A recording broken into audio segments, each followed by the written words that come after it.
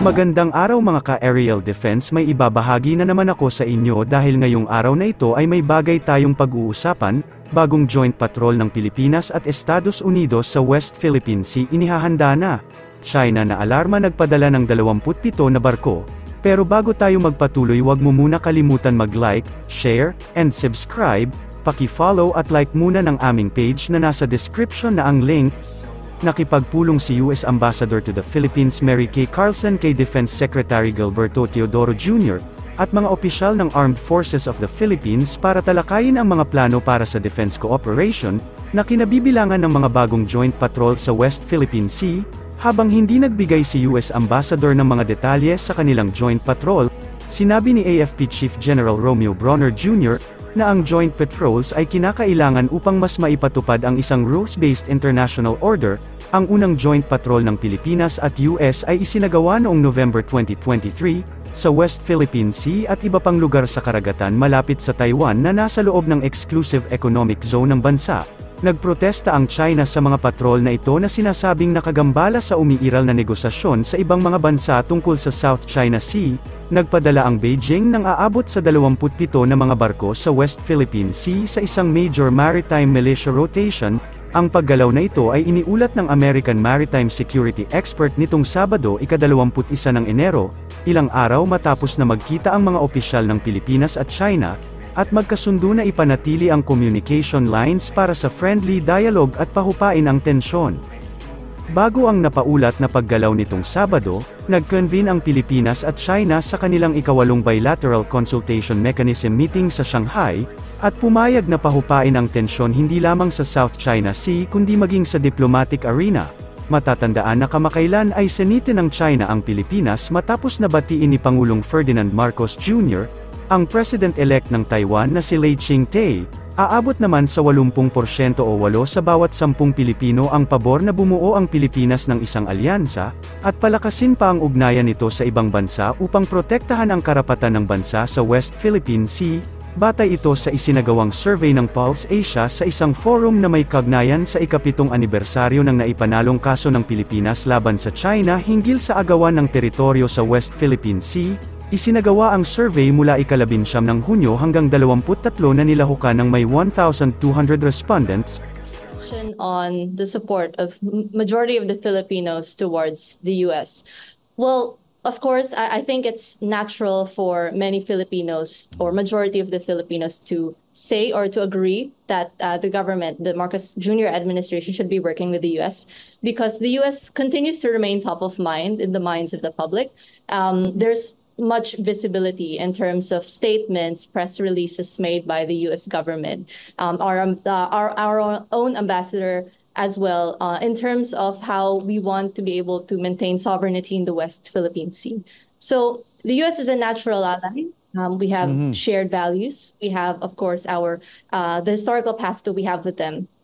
But at the same time, I want to emphasize that more than anything, this doesn't mean that it is only the U.S. that should remain our partner, but it also is a challenge. You know, these survey results are telling that other nations can also partner with us in this endeavor. Actually, it's a good observation to have. Yeah. And one thing also that we want to point out in this instance of seeing that 52% is, you can look at this number in two ways, Rico. So the first, of course, is we see that 52% is half of the population, half of the Filipino population is aware of the issues concerning the West Philippine Sea, including specifics like the BRP Sierra Madre, the resupply missions. We have, of course, the Yungan Shoal. It's a really good number to consider, and it's more than anything, it shows that Filipinos are also willing to engage with these types of issues. Right. And of course, we see that at the same time, more than anything, it's a clamor for the government to do something about this area, because one thing that's also at stake here is the economic security of the islands. Kaugnay nito, 72% ng mga respondent ang nagsabi na dapat palakasin ng Pilipinas ang Armed Forces of the Philippines. Nasa 64% naman ng mga respondent ang nagsabing dapat magsagawa ng joint maritime patrols at military exercise ang Pilipinas sa mga kaalyadong bansa. habang 61% naman ang nagsabing dapat maglaan ng karagdagang resources ang pamahalaan upang palakasin pa ang kakayahan nito na ipagtanggol ang bansa mula sa panlabas na banta. One thing that I want to also point out here, while we were talking about the number that has been seen, like half of the population is aware, but half of the population in this instance, in looking at it from a, I guess, less optimistic perspective, is that half of the population is also unaware of these issues, and it's a challenge to like-minded people and like-minded partners in the government, like us here in the Strathbase Institute, and for other people in the academe to make people more aware of these issues. One interesting thing why Australia is, ahead of Japan, and first of all, the numbers are quite telling as well of how Filipinos are starting to see like-minded nations, upholding this sovereignty.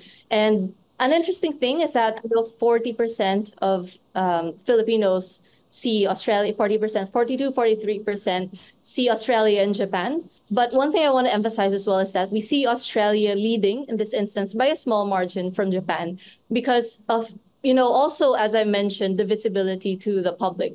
Last September, we saw the signing of the strategic partnership between the Philippines and Australia. And there's so much support in terms of it's in terms of defense and security. One thing also I want to emphasize, and this is really interesting as well, that Japan is also seen more as an economic partner. We have a Strat-based survey also conducted last June where Japan is actually number 2 in terms of being seen as an economic partner, only second to the US, of course, and Australia comes third. Para sa mas madaming update tungkol sa ating defense, abangan lamang ang aking mga bagong video. Para naman sa mga gusto magpa-shoutout, mag-comment lamang po at share, paki-follow at like muna ng aming page na nasa description na ang link. Huwag mo na rin kalimutan mag-like, share, and subscribe. Pindutin mo na rin ang bell para updated kayo sa aking mga video. Maraming salamat po.